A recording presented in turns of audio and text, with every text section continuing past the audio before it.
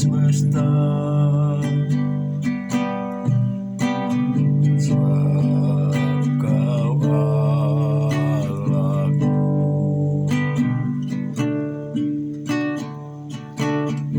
lingkupiku dengan sayapmu.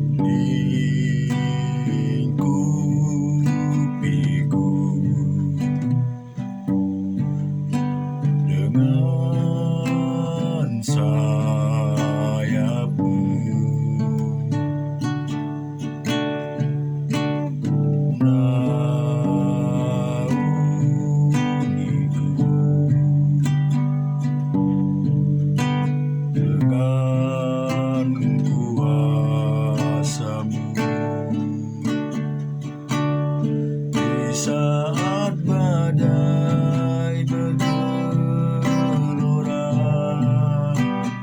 ku akan terbang bersamamu.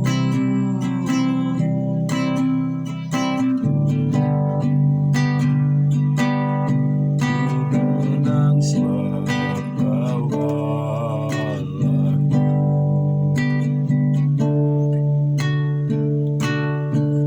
Saat badai bergelora, ku akan terbang bersamamu. Bapa Kau Raja alam semesta, sebab Kau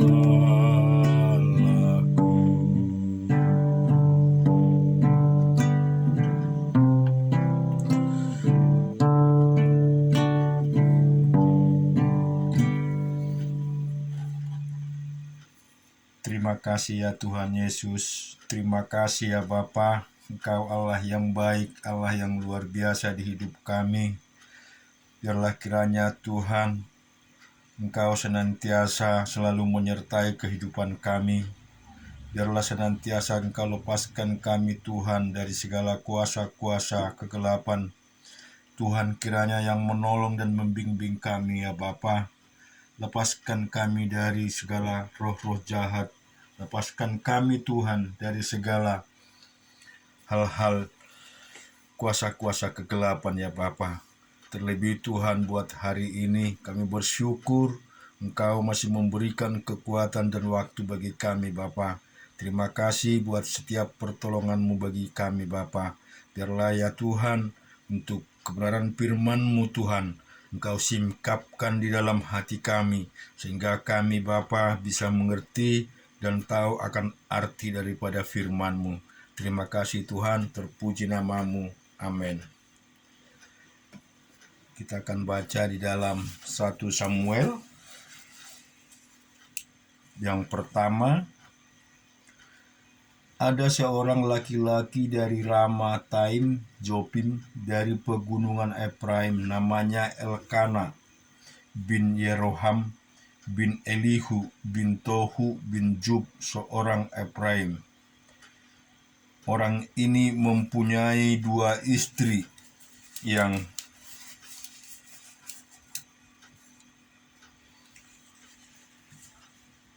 seorang bernama Hana dan yang lain bernama Penina. Penina mempunyai anak, tetapi Hana tidak. Orang itu dari tahun ke tahun pergi meninggalkan kotanya untuk sujud menyembah dan mempersembahkan korban kepada Tuhan semesta alam di Silo. Di sana yang menjadi imam Tuhan ialah kedua anak Eli, Hofni dan Pinehas. Pada hari Elkana mempersembahkan korban, diberikannya kepada Penina istrinya dan kepada semua anaknya yang laki-laki dan perempuan masing-masing sebagian. Meskipun ia mengasihi Hana, ia memberikan kepada Hana hanya 1 bagian, sebab Tuhan telah menutup kandungannya. Tetapi madunya selalu menyakiti hatinya supaya ia gusar karena Tuhan telah menutup kandungannya. Demikian terjadi dari tahun ke tahun. Setiap kali Hana pergi ke rumah Tuhan, Penina menyakiti hatinya Hana sehingga ia menangis dan tidak mau makan. Lalu Elkana suaminya berkata kepadanya, "Hana, mengapa engkau menangis dan mengapa engkau tidak mau makan? Mengapa hatimu sedih? Bukankah aku lebih berharga bagimu daripada 10 anak laki-laki?" Pada suatu kali setelah mereka habis makan dan minum di Silo, berdirilah Hana, sedang Imam Eli duduk di kursi dekat tiang pintu bait suci Tuhan. Dan dengan hati pedih, ia berdoa kepada Tuhan sambil menangis tersedu-sedu. Kemudian bernasarlah ia, katanya, "Tuhan semesta alam, jika sungguh-sungguh engkau memperhatikan sengsara hamba-Mu ini dan mengingat kepadaku dan tidak melupakan hamba-Mu ini, tetapi memberikan kepada hamba-Mu ini seorang anak laki-laki, maka aku akan memberikan dia kepada Tuhan untuk seumur hidupnya, dan pisau cukur tidak akan menyentuh kepalanya." Ketika perempuan itu terus-menerus berdoa di hadapan Tuhan, maka Eli mengamat-amati mulut perempuan itu. Dan karena Hana berkata-kata dalam hatinya dan hanya bibirnya saja bergerak-gerak, tetapi suaranya tidak kedengaran, maka Eli menyangka perempuan itu mabuk. Lalu kata Eli kepadanya, "Berapa lama lagi engkau berlaku sebagai orang mabuk? Lepaskanlah dirimu daripada mabukmu." Tetapi Hana menjawab, "Bukan tuanku, aku seorang perempuan yang sangat tersusah hati.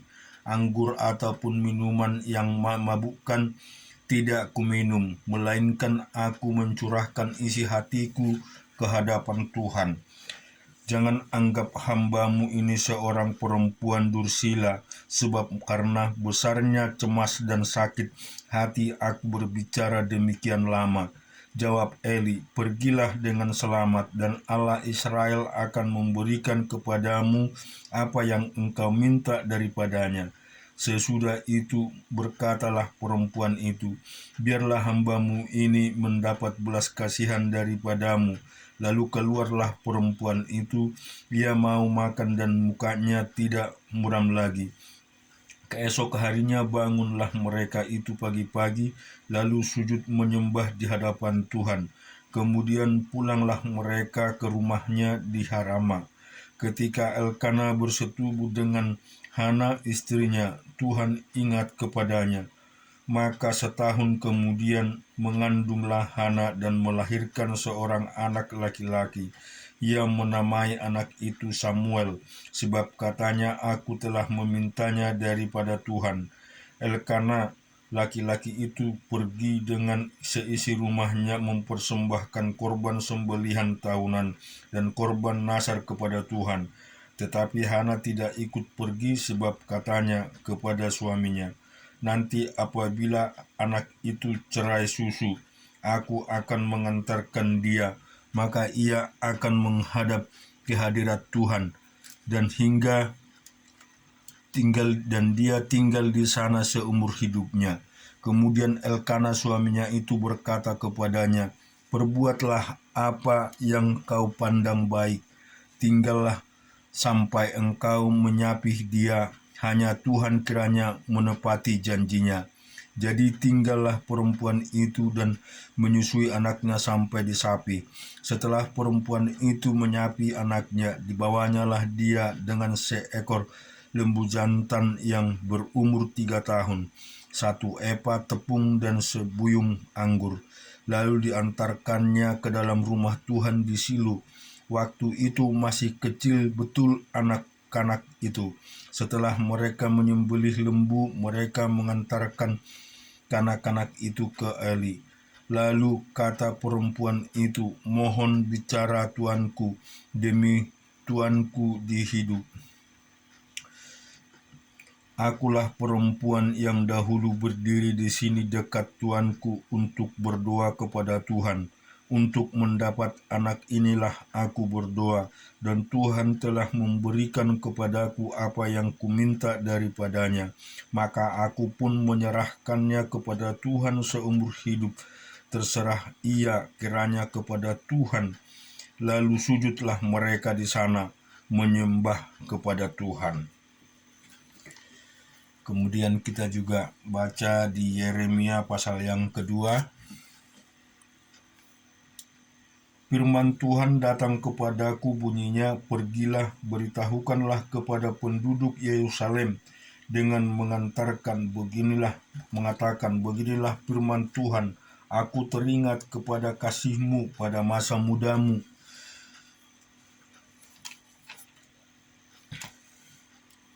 kepada cintamu pada waktu engkau menjadi pengantin, bagaimana engkau mengikuti aku di padang gurun di negeri yang tiada tetaburannya.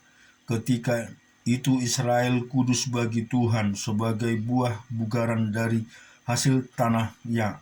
Semua orang yang memakannya menjadi bersalah, malapetaka menimpa mereka. Demikianlah firman Tuhan. Dengarkanlah firman Tuhan, hai keturunan Yakub, hai segala kaum keluarga keturunan Israel. Beginilah firman Tuhan, apakah kecurangan yang didapati nenek moyangmu padaku, sehingga mereka menjauh daripadaku, mengikuti dewa kesia-siaan sampai mereka menjadi sia-sia. Dan mereka tidak lagi bertanya, di manakah Tuhan yang menuntun kami keluar dari tanah Mesir, yang memimpin kita di padang gurun, di tanah yang tandus dan yang telah lekuk, di tanah yang sangat kering dan gelap, di tanah yang tidak dilintasi orang dan yang tidak didiami manusia. Aku telah membawa kamu ke tanah yang subur untuk mengikuti buahnya dan segala yang baik daripadanya. Tetapi segera setelah kamu masuk, kamu menajiskan tanahku. Tanah milikku telah kau buat menjadi kekejian. Para imam tidak lagi bertanya, di manakah Tuhan? Orang-orang yang melepaskan hukum tidak mengenal aku lagi. Dan para gembala mendurhaka terhadap aku. Para nabi bernubuat demi Baal, mereka mengikuti apa yang tidak berguna. Sebab itu aku akan membantah lagi dengan kamu, demikian firman Tuhan, dan dengan anak cucumu aku akan membantah. Menyeberanglah sejalan ke tanah pesisir orang Kitim, dan lihatlah seluruh orang ke Kedar, dan perhatikanlah sungguh-sungguh, lihatlah apakah ada terjadi yang seperti ini. Pernahkah suatu bangsa menukar Allahnya, meskipun itu sebenarnya bukan Allah, tetapi umatku menukarnya kemuliaannya dengan apa yang tidak berguna. Tertengunglah atas hal itu, hai langit, menggigil dan gemetarlah dengan sangat. Demikianlah firman Tuhan. Sebab 2 kali umatku berbuat jahat. Mereka meninggalkan aku, sumber air yang hidup, untuk menggali kolam bagi mereka sendiri, yakni kolam yang bocor, yang tidak dapat menahan air. Adakah Israel itu budak atau anak budak? Maka mengapa ia menjadi rampasan? Terhadapnya singa-singa muda mengaum, menyaringkan suaranya. Negerinya dibuat orang menjadi tandus. Kota-kotanya terbakar, tidak lagi berpenduduk. Bahkan orang-orang Mepis dan Tahapanes telah menggundul batu kepalamu. Bukankah engkau sendiri yang menimpakan ini ke atas dirimu, oleh karena engkau meninggalkan Tuhan Allahmu ketika Ia menuntun engkau di jalan? Dan sekarang apakah untungmu untuk pergi ke Mesir, hendak meminum air sungai Nil? Dan apakah untungmu untuk pergi ke Asyur, hendak meminum air sungai Efrat? Kejahatanmu akan menghajar engkau, dan kemurtadanmu akan menyiksa engkau. Ketahuilah dan lihatlah betapa jahat dan pedih engkau meninggalkan Tuhan Allahmu, dan tidak gemetar terhadap aku. Demikianlah firman Tuhan Allah semesta alam. Sebab dari dahulu kala engkau telah mematahkan kukmu, telah memutuskan tali pengikatmu, dan berkata, aku tidak mau lagi diperbudak. Bahkan di atas setiap bukit yang menjulang, dan di bawah setiap pohon yang rimbun, engkau berbaring dan bersundal. Namun aku telah membuat engkau tumbuh sebagai pokok anggur pilihan, sebagai benih yang sungguh murni. Betapa engkau berbuah menjadi pohon berbau busuk, pohon anggur liar. Bukankah sekalipun engkau mencuci dirimu dengan air abu dan dengan banyak sabun, namun noda kesalahanmu tetap ada di depan mataku? Demikianlah firman Tuhan Allah. Bagaimanakah engkau berani berkata, aku tidak pernah menajiskan diriku, aku tidak pernah mengikuti para Baal? Lihatlah tingkah lakumu di dalam lembah, ketahuilah apa yang telah kau lakukan.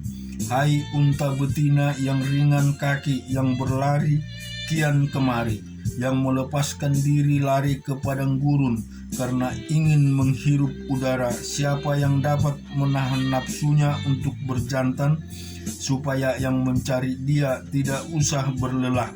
Mereka akan menemukannya dalam musim penjantan.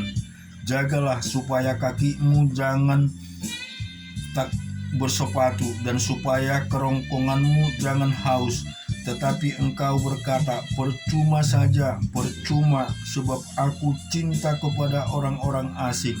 Jadi aku masih mengikuti mereka, seperti malunya pencuri apabila kedapatan. Demikian malunya kaum Israel, yang para rajanya memukanya, para imamnya dan nabinya, yang berkata kepada sepotong kayu, engkaulah Bapakku, dan kepadamu engkau yang melahirkan aku. Sungguh mereka membelakangi aku dan tidak menghadapkan mukanya kepadaku. Tetapi pada waktu mereka ditimpa malapetaka, mereka berkata, bangkitlah menyelamatkan kami Dan di manakah para allahmu yang kau buat untuk dirimu? Biarlah mereka bangkit jika mereka dapat menyelamatkan engkau pada waktu malapetakamu. Sebab seperti banyaknya kotamu, demikian banyaknya para allahmu, hai Yehuda. Mengapakah kamu mau berbantah dengan aku? Kamu sekalian telah mendurhaka kepadaku. Demikianlah firman Tuhan. Sia-sia aku telah memukuli anak-anakmu. Hajarlah, tindaklah mereka terima. Pedangmu sendiri telah memakan habis para nabimu, seperti singa muda yang memusnahkan. Keturunan apakah kamu ini? Perhatikanlah firman Tuhan. Sudah aku menjadi padang gurun bagi Israel, atau tanah yang gelap gulita? Maka mengapa umatku berkata, kami sudah bebas, kami tidak lagi mau datang kepadamu? Dapatkah seorang dara melupakan perhiasannya, atau seorang pengantin perempuan melupakan ikat pinggangnya? Tetapi umatku melupakan aku sejak waktu yang tidak terbilang lamanya. Alangkah baiknya engkau mengatur jalanmu untuk mencari percintaan, sebab itu juga engkau membinasak segala jalanmu kepada kejahatan. Sampai-sampai pada bajumu terdapat darah orang-orang miskin yang tidak bersalah. Bukan waktu mereka membongkar untuk mencuri kau dapati mereka. Meskipun semua itu demikian, engkau berkata, aku tidak bersalah. Memang murkanya telah meninggalkan aku. Sesungguhnya aku akan membawa engkau ke pengadilan, oleh karena engkau berkata, aku tidak berdosa. Alangkah ringannya kau pandang untuk mengubah tingkah lakumu. Juga karena Mesir engkau akan menjadi malu, seperti engkau telah menjadi malu karena Asyur.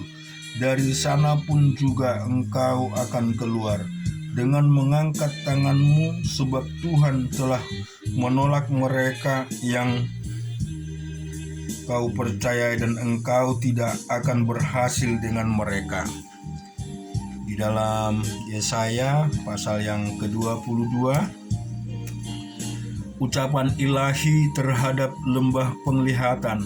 Ada apa gerangan, maka semua pendudukmu naik ke sotoh-sotoh rumah. Hai kota yang bersorak riuh dan ribut gembira, hai negeri yang beria-ria, orang-orangmu yang mati terbunuh bukanlah terbunuh oleh pedang, dan bukanlah gugur dalam peperangan. Semua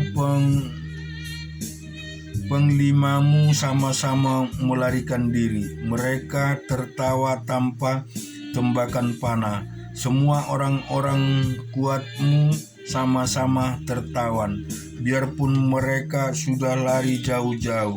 Sebab itu aku berkata, buanglah mukamu terhadap aku, biarkanlah aku menangis dalam kepahitan. Janganlah mendesak aku supaya aku terhibur mengenai kebinasaan putri bangsaku. Sebab Tuhan semesta alam telah menentukan suatu hari. Ia menggemparkan, menginjak-injak dan mengacaukan orang. Di lembah penglihatan tembok akan dirombak, dan teriakan minta tolong sampai ke puncak gunung. Elam telah memasang tabung panah.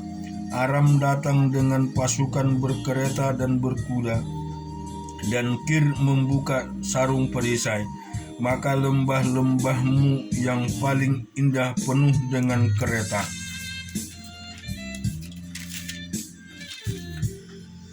Dan pasukan berkuda berbaris di hadapan pintu gerbang, dan Yehuda kehilangan perlindungan. Pada waktu itu engkau memandang kepada perlengkapan senjata di gedung hutan. Kamu melihat bahwa memang sudah banyak sekali retak-retak tembok kota Daud, dan kamu mengumpulkan air kolam kawan.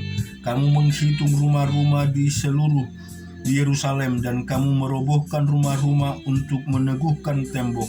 Kamu membuat tempat pengumpulan air di antara kedua tembok itu untuk menampung air dari kolam yang lama. tetapi kamu tidak memandang kepada Dia yang membuatnya dan tidak melihat kepada Dia yang telah sejak dahulu membentuknya. Pada waktu itu Tuhan semesta alam menyuruh orang menangis dan meratap dan menggundul kepala dan melilit kain kabung. Tetapi lihat, di tengah-tengah mereka ada kegirangan dan sukacita, membantai lembu dan menyembelih domba, makan daging dan minum anggur sambil berseru, marilah kita makan dan minum, sebab besok kita mati. Tetapi Tuhan semesta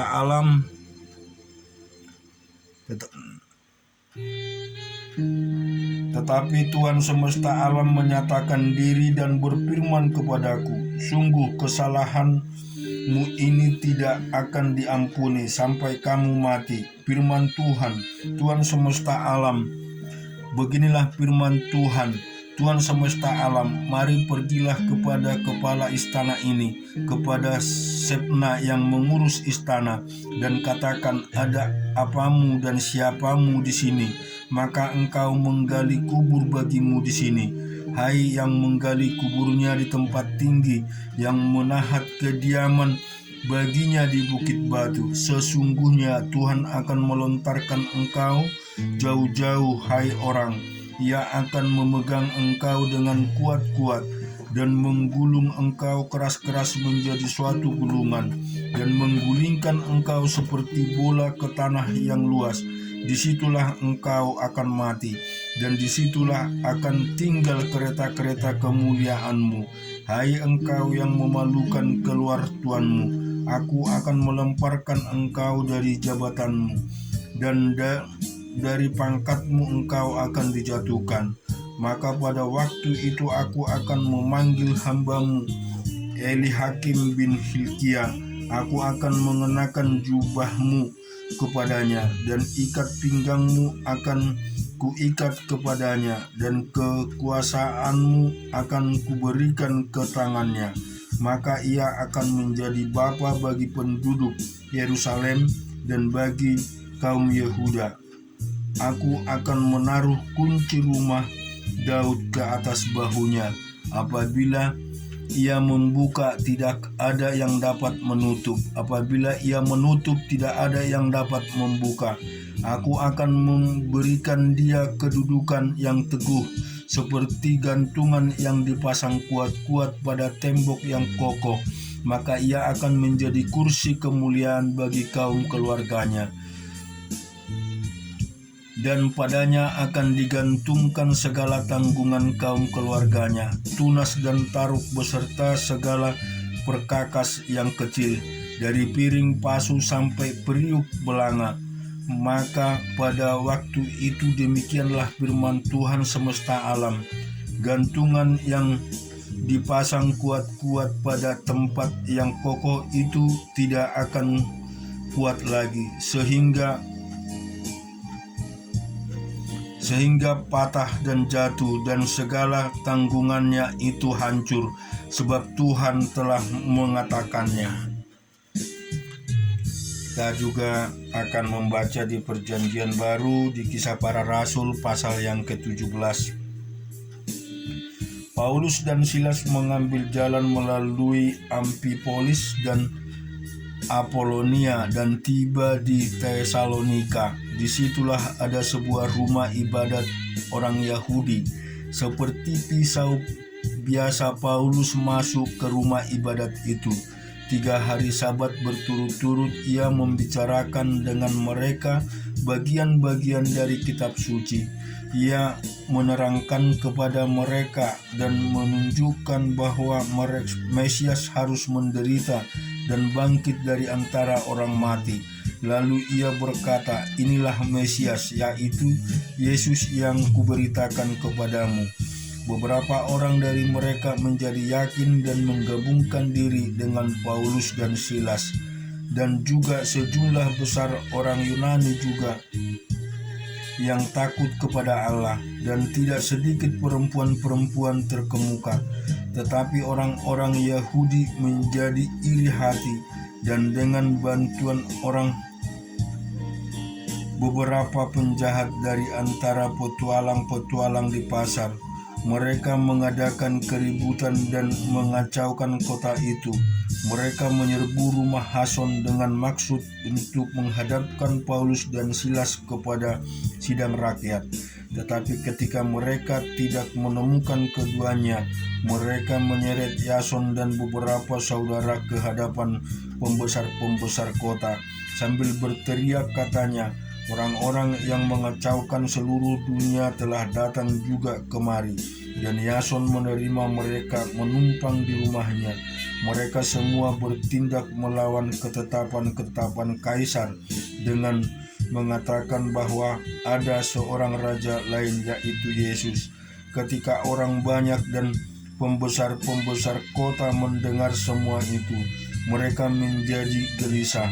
Tetapi setelah mereka mendapat jaminan dari Yason dan dari saudara-saudara lain, mereka pun dilepaskan. Tetapi pada malam itu juga, segera saudara-saudara di situ menyuruh Paulus dan Silas berangkat ke Berea. Setibanya di situ, pergilah mereka ke rumah ibadat orang Yahudi. Orang-orang Yahudi di kota itu lebih baik hatinya daripada orang-orang Yahudi di Tesalonika, karena mereka menerima firman itu dengan segala kerelaan hati, dan setiap hari mereka menyelidiki kitab suci untuk mengetahui apakah semuanya itu benar demikian. Banyak di antara mereka yang menjadi percaya. Juga tidak sedikit di antara perempuan-perempuan terkemuka dan laki-laki Yunani. Tetapi ketika orang-orang Yahudi dari Tesalonika tahu bahwa juga di Berea telah diberitakan firman Allah oleh Paulus, datang jugalah mereka ke sana menghasut dan menggelisahkan hati orang banyak. Tetapi saudara-saudara